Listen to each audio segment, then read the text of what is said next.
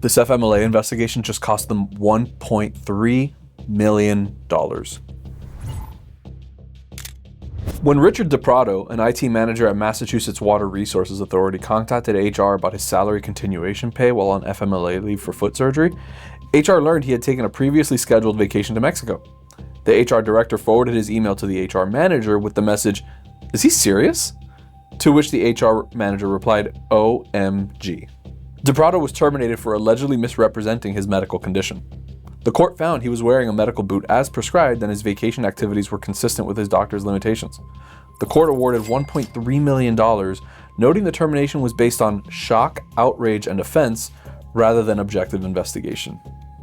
Ooh boy, HR, you messed up there. But I get it. Hey there, my name's Alex Castro. I'm a labor and employment attorney with AXC Legal based in South Florida. Everything that we're going to talk about today, it's not legal advice. So if this story that we're going to talk about sounds familiar, or if it sounds like something that you're dealing with, make sure you consult with a qualified employment attorney to discuss the situation. I'm positive that what happened here with HR is that this guy's supposed to be out on FMLA.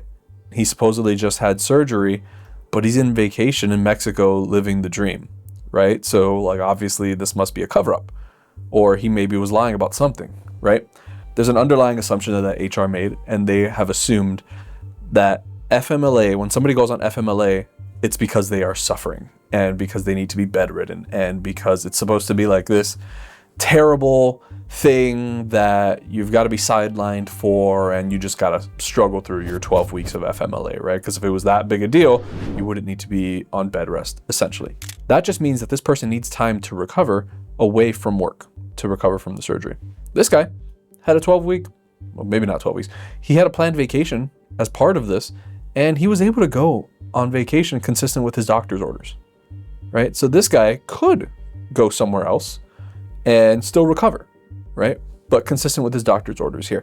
And HR here made the assumption that his activity was not consistent with his need for recovery because I guess they've assumed that they knew better than the doctors. And so they terminated him for it. But under the FMLA, an employee's got a right to restoration. They have a right to take their actual leave. And here HR said, well, this guy must be lying to us about his need for FMLA leave by going on vacation, but that's not part of the equation here.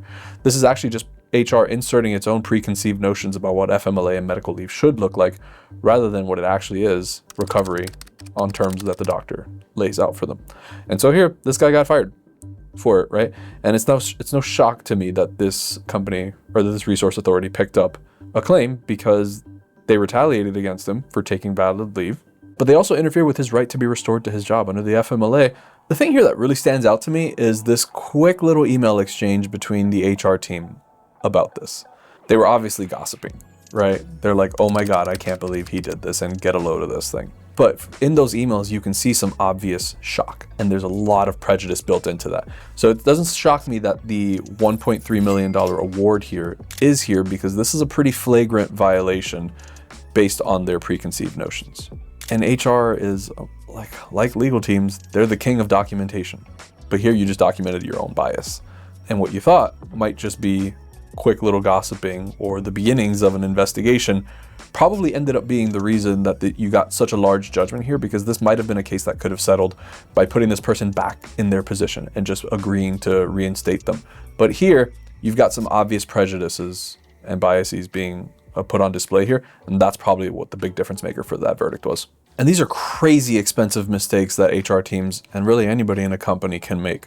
These types of claims are almost always, the amount of money owed is almost always based on what the employee makes plus emotional distress damages, essentially. So the common thread in employment litigation for damages is how long will it take for this person to get a replacement job after the bad thing that happened here, some sort of FMLA interference and retaliation. And if an employee is struggling to find a job after the fact, you are actually also on the hook for front pay, or the amount of pay that we think they might get in like the next year or couple of months, or however long we estimated in that job market it would be for this employee to actually find another job.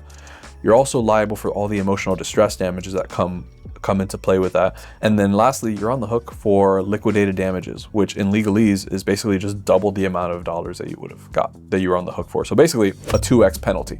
And also on the hook for your attorney's fees and costs, as well as the employee's attorney's fees and costs. So in a case like this, I'm actually a little bit surprised that 1.3 million was the number. I would have expected it to be a little bit higher, actually, depending on how much this employee would have made. But point is, we're not talking about a couple hundred or a couple small $1,000s.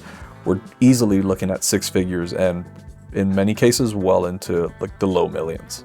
And if anything that we've talked about today resonates with you and you feel like you need some help with it, click the link below to schedule a consultation with me.